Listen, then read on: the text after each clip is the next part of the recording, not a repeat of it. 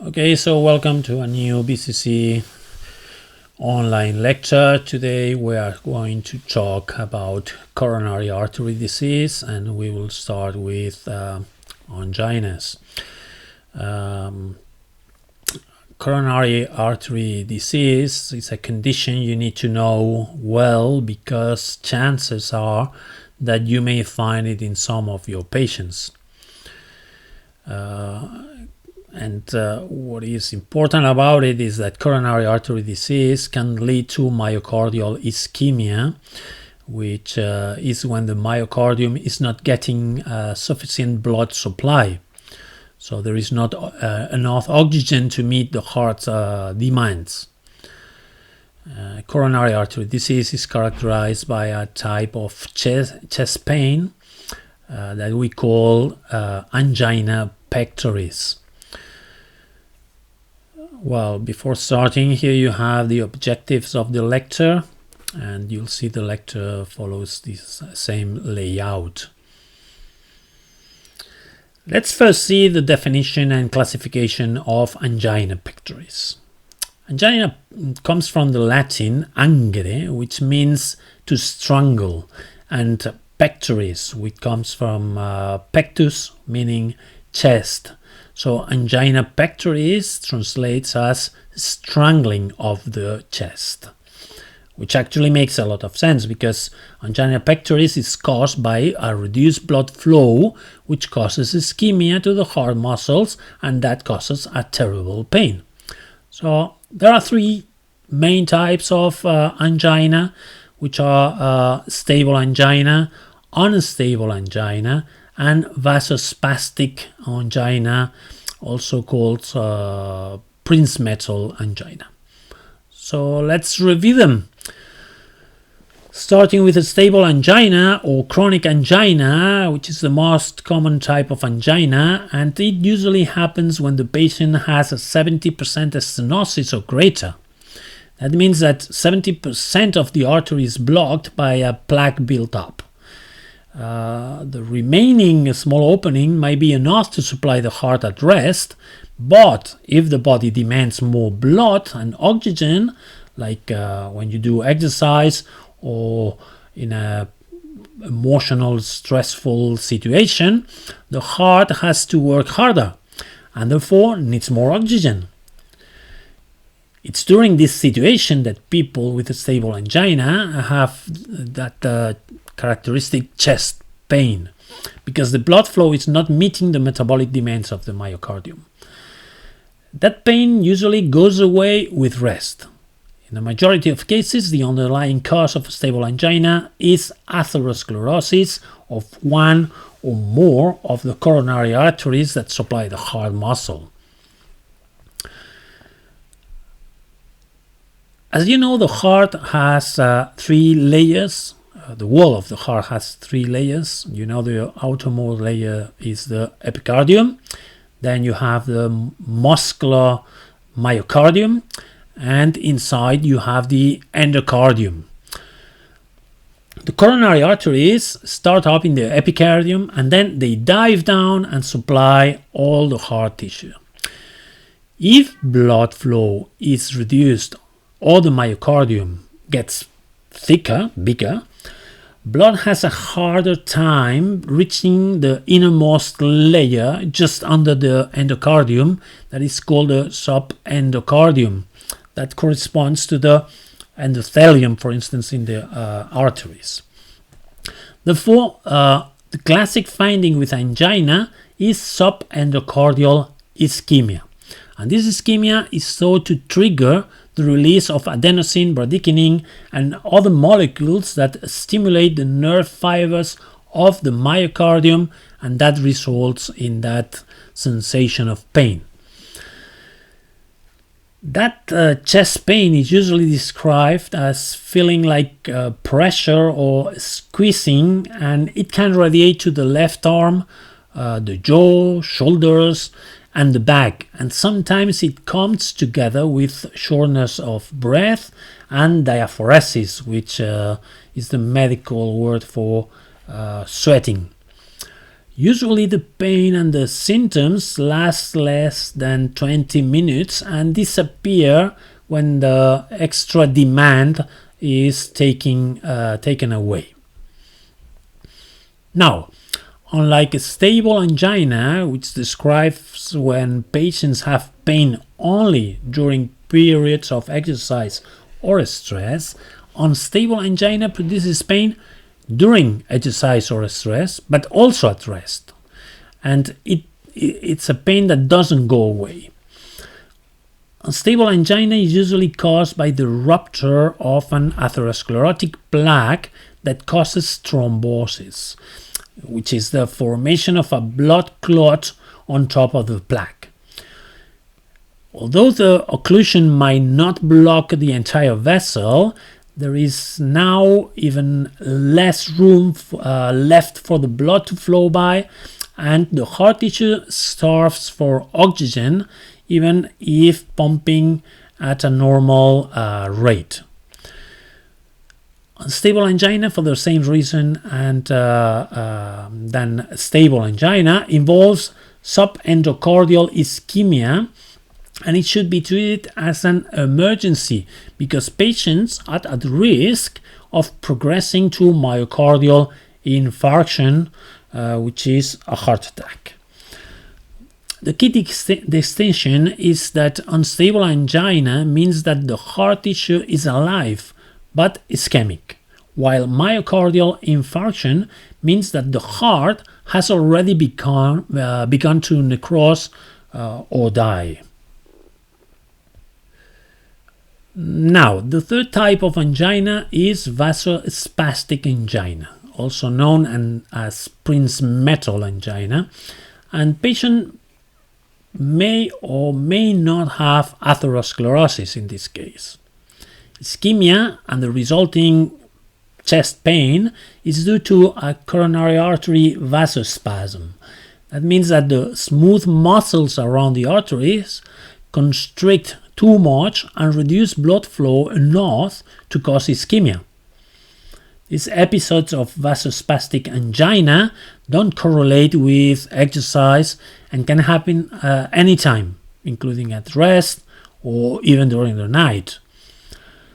And the underlying mechanism that causes this vasospasm is not well understood, but it likely involves vasoconstrictors like thromboxane A2, which is released by platelets. Unlike a stable angina and unstable angina, in this case the coronary artery constricts so severely that all the layers of the heart suffer ischemia, and we know that as a transmural ischemia. Now, regarding the electrical registry of the heart activity, in a normal electrocardiogram, we have four important deflections. The drawing of a normal electrocardiogram, you have it in the blue circle. And here we can see a P wave that represents the atrial depolarization, which is when the atria contracts and pumps blood into the ventricles. Next, you'll have the QRS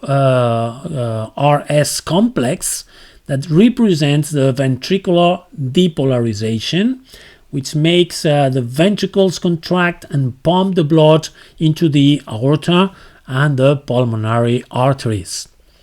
Then following, you have the ST segment, which is normally flat, or also we can say flat or isoelectric, and represents the lap while the ventricles are starting to repolarize.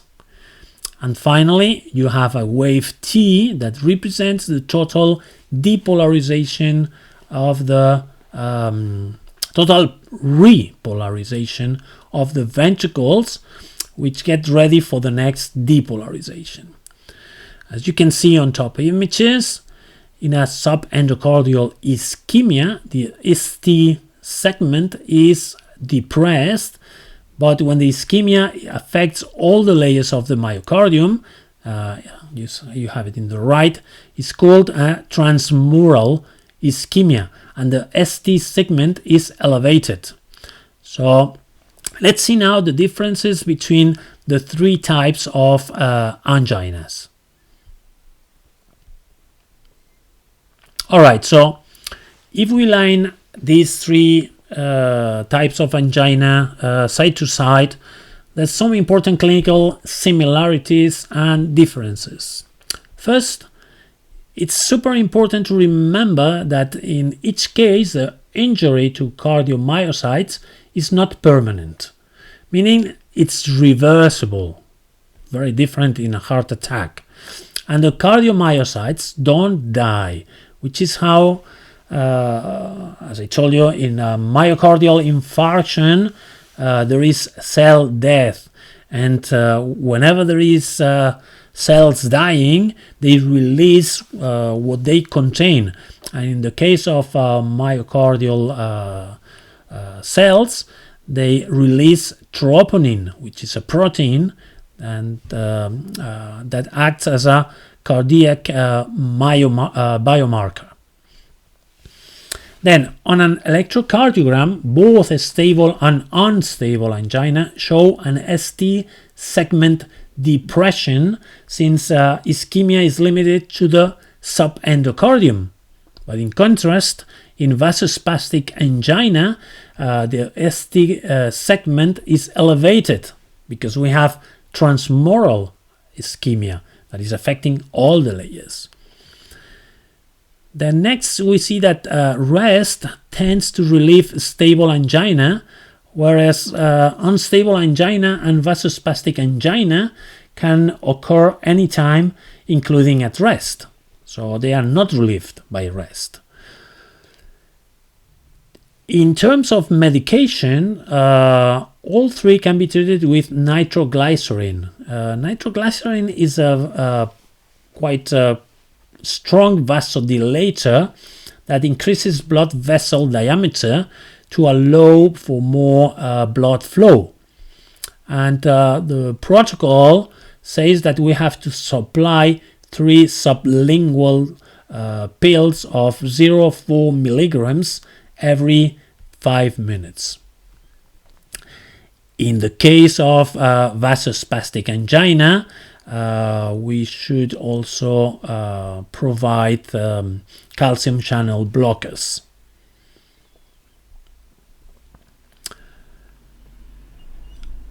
Okay, in an unstable angina, there is prolonged myocardial ischemia, but there is no myocardial cell death yet. So it's not a myocardial infarction. But if we don't take care of it quite fast, the ischemia can get prolonged and can lead to a myocardial infarction, which is a life-threatening condition. So when a patient comes to the emergency room with acute chest pain, there is a number of things that have to be done within 10 minutes to confirm or exclude myocardial ischemia.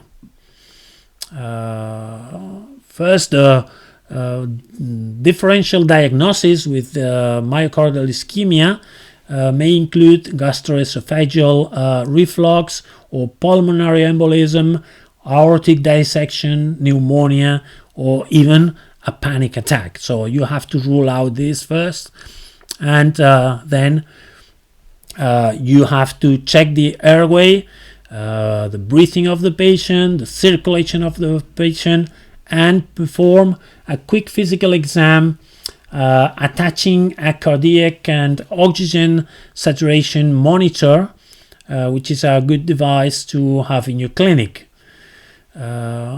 If sometimes you'll have, it's also a good idea to have oxygen available.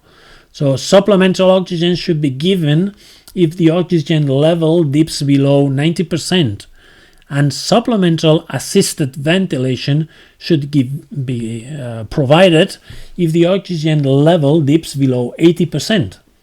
So as I told you, it's a good idea to have an emergency resuscitation equipment nearby in your clinic, or even defibrillator and airway equipment. Okay? As well as the proper training to use these devices, because this situation may progress to a cardiac arrest. So all patients with suspected myocardial ischemia should also be given 325 milligrams of aspirin, unless they have contraindications like allergy to aspirin, or if they already receive a dose of aspirin. Also, complete blood tests should be done. You cannot do this in your clinic. This is in the hospital, especially to look for the heart biomarkers troponin T and troponin I. If troponins are negative, it may be that a patient is having unstable angina, or even a short attack of Prinzmetal angina, or a non-cardiac cause of chest pain, like we mentioned here in the differential diagnosis. But if troponins are positive, that means there is damage to the cardiomyocytes, and this is for sure a myocardial infarction. As you know, it's also very important to get a clear history of the chest pain. And there is an acronym that looks like the waves of an electrocardiogram, that is OPQRST, and this can help you, because if you put an O before the letters for an electrocardiogram, the O stands for onset, which is usually sudden and at rest, but may also occur while exercising. P stands for provocation, so which activities provoke the pain, and palliation, which activities alleviate the pain. Generally speaking, angina pectoris doesn't improve or worsen with the respiration or the position of the patient. Q stands for quality, which may be described as a pressure, heaviness, tightness, fullness, or squeezing. R stands for radiation, which is most often to the neck, the jaw, or the left arm, but also it might be to the back. S stands for side, which typically is substernal or in the left side of the chest. And pain is usually diffuse and it's very difficult to localize. So if a patient is pointing to the site of pain with a single finger, it's less likely that this is due to cardiac ischemia. And finally, T stands for time course, which typically lasts over 30 minutes. Myocardial ischemia can also cause dyspnea, palpitations, nausea, and increasing sweating. And that's all for angina pectoris. Hope it is clear enough, and just know that in the next lecture we will review myocardial infarction, whose popular name is heart attack. And a heart attack is the natural evolution of an unstable angina when it's not detected, or even when detected, the patient doesn't do anything. So see you now in streaming again.